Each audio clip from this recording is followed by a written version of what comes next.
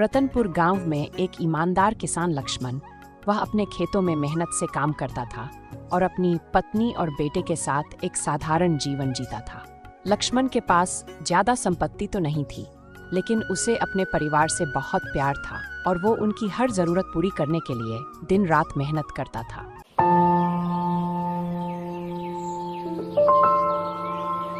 भाग्यवान, जरा सुनती हो, खाना दे दो, मुझे भूख लग रही है। जल्दी से खाना खाकर मुझे खेतों पर जाना है और उधर से जमींदार सेठ के यहाँ भी जाना है। क्या हुआ? क्यों भाग्यवान कहकर चिल्ला रहे हो? ला रही हूँ, थोड़ा तसल्ली रखो। जमींदार सेठ ने मुझे उनके घर पर किसी काम से बुलाया है, इसलिए मुझे जल्दी खेतों का काम खत्म करके वहाँ जाना है। फिर माया लक्ष्मण को खाना परोसती है और लक्ष्मण खाना खाकर जाने वाला ही होता है कि तभी माया कहती है, अब जाओ, लेकिन समय रहते वापस लौट आना मैं नहीं चाहती। आप रात को बाहर रहो, आजकल समय खराब है, रात में बाहर रहने का जमाना नहीं है। ठीक है, मैं आ जाऊंगा, तुम मेरी फिक्र मत करो। इतना कहकर लक्ष्मण अपनी खेत की ओर निकल पड़ता है। दिन भर खेत में काम करने के बाद शाम होने पर लक्ष्मण जमींदार सेठ से मिलने के लिए उसके घर जाता है। अरे लक्ष्मण भाई, कैसे हो? परिवार कुशल पूर्वक तो है ना? हाँ सेठ जी, आपकी दुआ और प्रभु के आशीर्वाद से सभी कुशल है। लक्ष्मण, आजकल खेतों में काम कैसा चल रहा है? इस बार पिछले साल से ज्यादा खेती करना है, इसलिए थोड़ा खेतों में ज्यादा मेहनत करना पड़ेगा। मैं इस बार अपने बच्चे को पढ़ने के लिए शहर भेजना चाहता हूँ। अगर समय ने साथ नहीं दिया तो तुम क्या करोगे? सेठ जी, मैं पूरी कोशिश करूंगा, आगे ईश्वर की माया है। अरे लक्ष्मण भाई, बात करते करते जो काम के लिए मैंने तुम्हें बुलाया था, वो काम तो मैं तुम्हें बताना भूल ही गया। लक्ष्मण, कल सुबह तुम्हें मेरी बैलगाड़ी में 50 बोरी गेहूं लेकर रामपुर गांव जाना है और रामपुर गांव में मेरे मित्र पंकज के यहाँ पहुंचाना है। मैं किसी काम से दूसरे गांव जा रहा हूं और ये काम करने के लिए मुझे कोई आदमी नहीं मिल रहा, इसीलिए मैंने ये काम तुम्हें सौंपा है। बस इतनी सी बात, मैं आपका काम कर दूंगा सेठ जी। लक्ष्मण, इस काम के बदले मैं तुम्हें अपनी 20 बीघा जमीन खेती करने के लिए दे दूंगा। तुम जितनी भी फसल करोगे उस फसल का आधा हिस्सा तुम्हारा होगा और आधा मेरा। 20 बीघा जमीन सेठ जी, क्या आप सच कह रहे हैं? हाँ लक्ष्मण, मैं बिल्कुल सच कह रहा हूँ। तुम उस जमीन पर खेती करना और अपने बच्चे को खूब पढ़ाना लिखाना। आपका बहुत बहुत धन्यवाद सेठ जी। अब मैं मेरी जमीन और आपकी जमीन दोनों पर बहुत मेहनत से खेती करूंगा। ऐसा कहकर लक्ष्मण अपने घर की ओर निकल गया। अरे किधर गई भाग्यवान? सुनती हो, जरा इधर आओ। अरे आपको आने में इतना लेट कैसे हो गया? आप तो बोले थे शाम होने से पहले लौट आएंगे, और क्या बात है, आप इतने खुश कैसे नजर आ रहे हो? तो सुनो भाग्यवान, कल सवेरे सेठ जी के काम से मुझे रामपुर गांव जाना है। वहाँ सेठ जी के मित्र पंकज के यहाँ 50 बोरी गेहूं पहुँचाने हैं और इस काम के बदले सेठ जी मुझे उनकी 20 बीघा जमीन खेती करने के लिए दे रहे हैं और उन्होंने कहा है उस जमीन पर जितनी भी फसल लगेगी उस फसल का आधा हिस्सा उनका होगा और आधा हिस्सा वह मुझे देंगे। भाग्यवान, ये सब प्रभु की कृपा है। क्या सच में सेठ जी ने ऐसा कहा? ये तो बहुत ही खुशी की बात है। अब हम उस जमीन पर और ज्यादा मेहनत करके फसल उगाएंगे और अपनी बच्चे को अच्छे से पढ़ा लिखा सकेंगे। हाँ भाग्यवान, इसीलिए तो मैंने हाँ कहा है। ये सुनकर माया खुशी से मन ही मन झूमने लगी।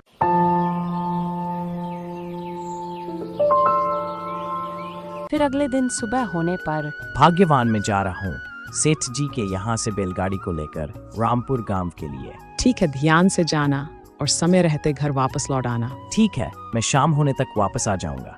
पिताजी, शाम को आओ, जब मेरे लिए समोसे लेकर आना। ठीक है बंटी बेटा, ले आऊंगा। ये कहकर लक्ष्मण घर से चला गया। फिर जमींदार के यहाँ से बैलगाड़ी को लेकर रामपुर गांव की ओर निकल गया। कुछ ही देर में लक्ष्मण बैलगाड़ी को लेकर रामपुर गांव पहुंच गया। अरे नमस्ते लक्ष्मण भाई, कैसे हो? और सभी सोनपुर वासी कैसे हैं? नमस्ते पंकज भाई, मैं ठीक हूँ, और आप कैसे हो? और हमारे सोनपुर वासी भी सभी ठीक है। अरे लक्ष्मण भाई, मैं ठीक हूँ। रामपुर गांव कैसे आना हुआ? पंकज भाई, जमींदार साहब ने आपके लिए 50 बोरी गेहूं भिजवाई है, इसीलिए मैं सोनपुर से रामपुर गांव आया हूँ। अरे हाँ, मैं तो भूल ही गया था, मैंने ही उनसे 50 बोरी गेहूं मंगवाए थे। ठीक है पंकज भाई, अब मैं चलता हूँ, मुझे रात होने से पहले घर पहुँचना है। अरे लक्ष्मण भाई, इतनी दूर से आए हो, थोड़ी देर आराम कर लो, थक गए होंगे। फिर थोड़ी देर आराम करने के बाद चले जाना। अरे नहीं पंकज भाई, इतनी दूर जाना है, धीरे धीरे चलता हूँ और जहाँ कहीं भी मुझे थकान होगी मैं वहीं थोड़ी देर बैठकर आराम कर लूँ। अच्छा ठीक है पंकज भाई, अब मैं चलता हूँ। ये कहकर लक्ष्मण अपने गांव सोनपुर के लिए निकल पड़ता है। कुछ दूर जाने के बाद लक्ष्मण सोचता है, क्यों ना मैं थोड़ी देर किसी पेड़ के नीचे आराम कर लूँ, बहुत थक गया हूँ। ये सोचकर लक्ष्मण एक पेड़ की छाया में बैठ जाता है। तभी थोड़ी देर में सुरेश नाम का एक आदमी वहां आ जाता है। अरे लक्ष्मण भाई, कहाँ से आ रहे हो? आप बहुत दिनों बाद दिखाई दिए। सुरेश भाई, मैं जमींदार के काम से रामपुर गांव गया था, मैं वहीं से आ रहा हूँ। थोड़ी थकान सी होने लगी तो सोचा कि क्यों ना थोड़ी देर यहाँ बैठकर आराम कर लिया जाए। वैसे सुरेश भाई, आप कहाँ जा रहे हो? अरे मैं भी गांव की तरफ ही जा रहा हूँ, चलो साथ में चलते हैं। फिर वो दोनों अपने घर की ओर निकल जाते हैं। लक्ष्मण सुरेश साथ में गांव की ओर आ रहे थे कि तभी रास्ते में समोसे की दुकान दिख जाती है। मेरे बेटे ने समोसे लेकर आने को कहा था, अगर समोसे लेकर नहीं गया तो मेरा बेटा मुझ पर गुस्सा करेगा। अरे भाई, क्या जमाना आ गया है। पहले हम सब अपने पिताजी से डरते थे और आज ऐसा दिन आ गया है जो हम सबको अपने बच्चों से डरना पड़ रहा है। हाँ भाई, अब क्या ही कर सकते हैं। मुझे तो अपनी पत्नी और अपने बच्चे से डर लगता है। मेरी पत्नी कब किस बात पर मुझ पर बरस पड़ेगी ये मुझे नहीं पता होता, और मेरा बच्चा कब मुझसे गुस्सा हो जाएगा ये भी मुझे नहीं पता। फिर भी हमारी जिंदगी बहुत अच्छे से कट रही है। सुरेश भाई, तुम यहीं रुको, मैं अभी समोसे लेकर आता हूँ। इतना कहकर लक्ष्मण समोसे की दुकान पर जाता है। अरे भाई, समोसे कैसे दे रहे हैं? अरे भाई, 5 रुपए का एक समोसा है। साथ में हरी चटनी और 2 कचौरी और पैक कर देना। फिर लक्ष्मण समोसा और कचौरी लेकर सुरेश के पास चला जाता है। चलो सुरेश भाई, ले आया मैं कचौरी और समोसा। तुम तो सिर्फ समोसे की बात कर रहे थे, तुम तो 2 कचौरी और ले आए। अरे भाई, बेटे के लिए तो समोसा ले लिया और मेरी पत्नी भी तो है, उसके लिए भी तो कुछ ले जाऊंगा तो वो बहुत खुश हो जाएगी, वरना वह घर जाते ही मेरे ऊपर बरस पड़ेगी, क्योंकि मैंने उससे बोला था कि मैं शाम तक घर लौट आऊंगा, लेकिन जाते जाते मुझे रात हो जाएगी। तुम अपनी पत्नी और बेटे से बहुत प्यार करते हो। ठीक है, चलो अब चलते हैं, रात होने वाली है। फिर दोनों गांव आ जाते हैं। सुरेश अपने घर चला जाता है और लक्ष्मण भी अपने घर की तरफ चला जाता है। क्या जी, आप तो बोल रहे थे शाम तक आ जाएंगे, लेकिन अभी तो अंधेरा हो गया है। अरे भाग्यवान, मैं भी रात होने से पहले ही घर वापस आना चाहता था, लेकिन वहां जाने में थोड़ा समय लग गया और उधर से आते वक्त थोड़ा थक गया था, तो किसी पेड़ के नीचे बैठकर आराम करने लग गया था। लो, मैं तुम्हारे लिए कचौरी लेकर आया हूँ और बंटी के लिए समोसा लेकर आया हूँ। क्या आप मेरे लिए भी कचौरी लेकर आए हो? इसकी क्या जरूरत थी? आप सिर्फ बंटी के लिए समोसे लेकर आ जाते। अरे भाग्यवान, तुम मेरी पत्नी हो और मैं तुम्हारी खुशी का ध्यान नहीं रखूं तो किसकी खुशी का ध्यान रखूं? फिर वह तीनों समोसे कचौरी खाकर सो जाते हैं।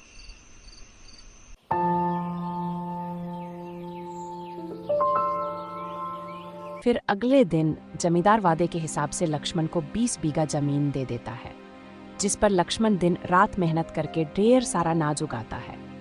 ये देखकर उसका पड़ोसी हरिया और उसके पत्नी ऋतु जलने लगते हैं। जी, आपको एक बात पता है, गांव की सभी लोग बोल रहे थे लक्ष्मण को जमींदार सेठ ने 20 बीघा जमीन दी है खेती करने के लिए। मैंने भी सुना तो है, और अपन इसमें कर भी क्या सकते हैं, लेकिन मुझसे इस लक्ष्मण की खुशी देखी नहीं जा रही। अरे वो तो पहले ही इतना अच्छा कमाता था और अब तो उसके पास 20 बीघा जमीन और आ गई। वो तो अब अमीर बन जाएगा और हम गरीब के गरीब रह जाएंगे।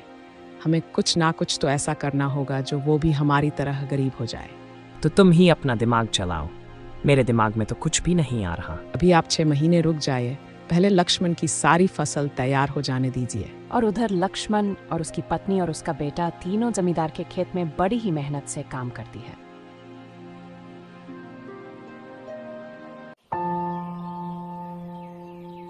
और देखते ही देखते 6 महीने बीत गए और उनकी पूरी फसल तैयार हो गई। तो फिर एक दिन ऋतु हरिया से कहता है, अब आप एक काम करिए, सभी के सोने के बाद जमींदार के खेतों में आग लगा देना, वरना फसल कल कट जाएगी तो हम कुछ नहीं कर पाएंगे। ठीक है, मैं ऐसा ही करूंगा। अब तो वह हम दोनों के जीते जी कभी भी राजा नहीं बन सकता। फिर रात होते ही हरिया चुपचाप जमींदार के खेत की तरफ चला जाता है और जमींदार के खेत में आग लगा देता है और वहां से भाग जाता है।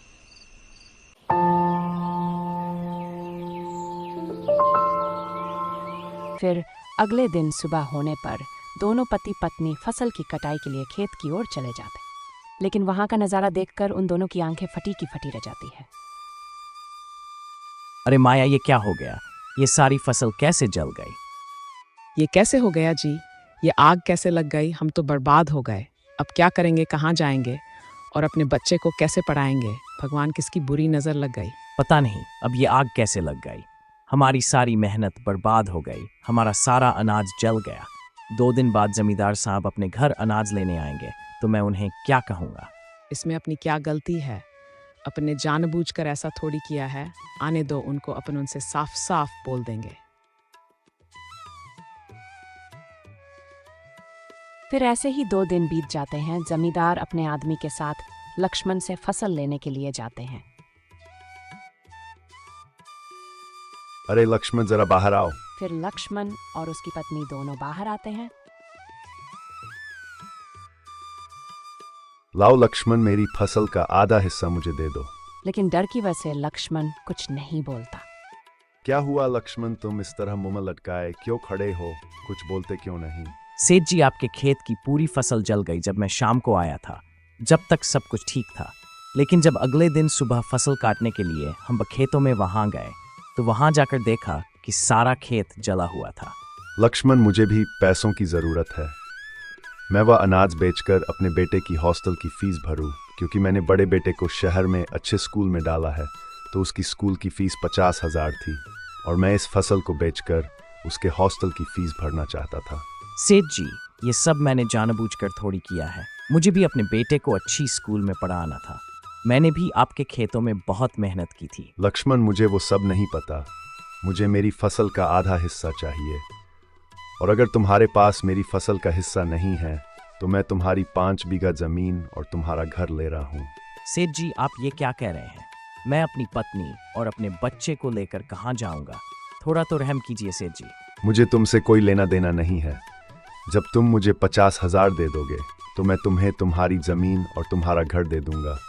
अब तुम अपनी पत्नी और अपने बच्चे के साथ यहाँ से चले जाओ, वरना मुझे धक्के देकर यहाँ से तुम्हें भगाना पड़ेगा। फिर लक्ष्मण अपनी पत्नी और अपने बच्चे को लेकर वहां से चला जाता है। पिताजी, मुझे बहुत जोर से भूख लग रही है, कुछ खाने को लेकर आओ ना। हाँ जी, दोपहर हो गई और अभी तक बंटी ने कुछ नहीं खाया। आप कुछ खाने का इंतजाम करिए ना। मैं क्या करूं? मुझे कुछ समझ में नहीं आ रहा, क्योंकि 6 महीने की मेहनत पानी में चली गई और सेठ जी ने भी अपने साथ अच्छा नहीं किया। मैंने कभी सोचा नहीं था कि अपने साथ इतना बुरा होगा। अपना इतना बुरा वक्त कभी आएगा। मेरे को समझ में नहीं आ रहा कि मैं क्या करूं। अब लक्ष्मण के पास रहने को घर नहीं था और खाने को रोटी नहीं थी। ये वक्त लक्ष्मण के लिए बहुत ही कठिन था। सुनिए जी, मैं ऋतु के यहाँ जाती हूँ और उससे कुछ रोटियां मांग कर ले आती हूँ। आप दोनों तब तक यही बैठो। इतना कहकर माया ऋतु के यहाँ चली जाती है। ऋतु बहन, कुछ रोटियां हैं क्या? मेरे बच्चे ने सुबह से कुछ नहीं खाया, उसको भूख लग रही है। अगर कुछ रोटी है तो दे दो, ताकि मैं मेरे बच्चे की भूख मिटा सकूं। ये रोटी तो नहीं है, और जो रोटी थी वो अभी अभी मेरे बच्चों ने खा ली। मुझे माफ कर दो बहन। फिर माया वहां से उदास होकर वापस लौट जाती है। क्या हुआ माया, रोटी नहीं मिली क्या? नहीं जी, ऋतु बोल रही थी जो रोटियां थी वो उसके बच्चों ने खा ली, इसलिए उसके पास रोटियां नहीं थी। माया, अभी हमारे दिन खराब है तो हमारी कोई मदद नहीं करेगा। सुनो, हम बच्चे को लेकर दूसरे गांव रामपुर चलते हैं, क्योंकि यहाँ अब अपनी कोई मदद नहीं करेगा और ना ही मुझे कोई काम देगा, और ना अब पास अपनी जमीन बची है जिस पर अपन खेती कर सके। अब हमारा बुरा वक्त आ चुका है, लेकिन हम रामपुर में किसके पास जाएंगे और ऐसी हालत में हमारी कौन मदद करेगा? अरे वो जो पिछली बार मैं रामपुर गया था ना सेठ जी के काम से, वही पंकज भाई, उन्हीं के पास कोई काम जरूर मिलेगा। चलो हम अभी ही चलते हैं ताकि शाम होने तक वहां पहुंच जाएंगे। लक्ष्मण अपने परिवार को लेकर रामपुर गांव तो जा रहा था, लेकिन लक्ष्मण को अपने गांव से बहुत लगाव था। वह अपने खेत और घर को छोड़कर कहीं और नहीं जाना चाहता था। फिर भी परिवार की देखभाल के लिए उसने दूसरे गांव जाने का निर्णय लिया और रामपुर गांव जाने के लिए रवाना हो गए। पंकज भाई, मेरे लायक कोई काम है क्या? क्योंकि मैं बर्बाद हो गया हूँ। इस तरह लक्ष्मण सारी बात पंकज को बता देता है। हाँ, मुझे भी किराने की दुकान में एक आदमी की ज़रूरत है। तुम चाहो तो उस जगह पर काम कर सकते हो। वो रहा तुम्हारे रहने का इंतज़ाम, तो तुम मेरे इस घर में रह सकते हो, क्योंकि मैंने अपने लिए एक नया घर बनवा लिया है। तब से इस घर में कोई नहीं रहता। आपका बहुत बहुत शुक्रिया पंकज भाई। और हाँ, मैं आप सभी के राशन का इंतज़ाम अभी कर देता हूँ। फिर पंकज दुकान से कुछ राशन का सामान लेकर लक्ष्मण को दे देता है। फिर ऐसे ही 3 साल बीत जाते हैं। माया, हमने इस गांव में आकर बहुत पैसा बना लिया है, लेकिन मैं अब अपने गांव जाना चाहता हूँ और वहीं एक जगह रहकर अपने बेटे को भी पढ़ाना चाहता हूँ। हाँ जी, ये तो अब बिल्कुल ठीक कह रहे हो। हमें अब बच्चे की पढ़ाई लिखाई पर ध्यान देना चाहिए, नहीं तो आगे चलकर ये ठोकरें खाता रहेगा। और मुझे भी अपने गांव की याद आ रही है। मैं पंकज भाई से बात करके आता हूँ। इतना कहकर लक्ष्मण पंकज के पास चला जाता है। पंकज भाई, जब से मैं यहाँ आया हूँ, मैंने यहाँ पैसा तो बहुत अच्छा खासा बना लिया है, पर मुझे वक्त का पता ही नहीं चला। मेरा बच्चा अब धीरे धीरे बड़ा हो रहा है, पढ़ाई कराना भी जरूरी है, और मैं भी अब गांव जाना चाहता हूँ। वहीं किराने की दुकान खोल लूंगा और अपनी जमीन और अपने घर को वापस जमींदार साहब से आजाद करवा लूंगा। आपका बहुत बहुत धन्यवाद, जो आपने मेरे बुरे वक्त में मेरा इतना साथ दिया और मुझे इतना काम सिखाया। हाँ, क्यों नहीं लक्ष्मण भाई, बच्चों की पढ़ाई लिखाई भी बहुत ज़रूरी है, नहीं तो ये भविष्य में कुछ नहीं कर पाएंगे। तुम जब चाहो तब जा सकते हो। ठीक है पंकज भाई, मैं अपने परिवार को लेकर आज ही अपने गांव के लिए निकल जाता हूँ। फिर लक्ष्मण अपने परिवार के साथ गांव लौट आया और अपने लिए एक नया घर बनवाया और गांव में ही छोटी सी किराना की दुकान शुरू किया। उसके अनुभव और मेहनत की वजह से उसकी किराना की दुकान बढ़ने लगी। उधर उसके पड़ोसी हरिया की पत्नी ऋतु अब इस दुनिया में नहीं रही। मुझे लक्ष्मण से जाकर माफ़ी मांग लेनी चाहिए। आज मेरे कर्मों की वजह से भगवान ने मुझसे मेरी पत्नी को दूर कर दिया। फिर हरिया लक्ष्मण के पास जाता है। मुझे माफ कर। तो लक्ष्मण भाई, मेरे कर्मों की वजह से भगवान ने मुझसे मेरी पत्नी को छीन लिया। 3 साल पहले मैंने ही जमींदार साहब के खेत में आग लगाई थी। उसकी सजा मैं अब तक भुगत रहा हूँ। तुम मुझे जो भी सजा दोगे वो मुझे मंजूर है। तुम्हें तुम्हारे कर्मों की सजा भगवान ने दे दी है। मैं तुम्हें क्या सजा दूं? इसलिए कभी तुम किसी खुशहाल परिवार को बर्बाद मत करना। अब जाओ, यहाँ से मुझे तुम्हारी शक्ल नहीं देखना। उसके बाद से लक्ष्मण और उसका परिवार खुशी खुशी रहने लगते हैं।